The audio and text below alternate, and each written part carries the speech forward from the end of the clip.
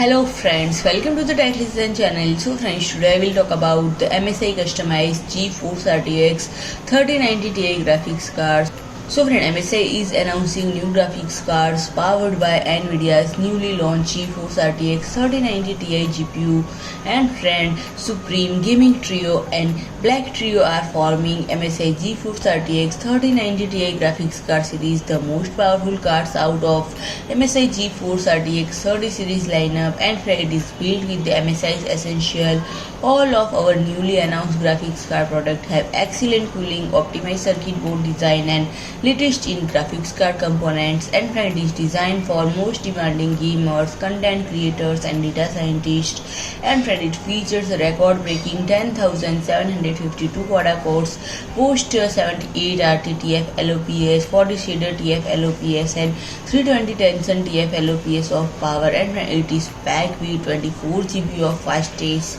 21 Gbps GDDR6X memory, providing 1 TB per second of memory bandwidth. So friend, if you like my video, please do like, share and comment, and don't forget to subscribe my channel and press the bell icon.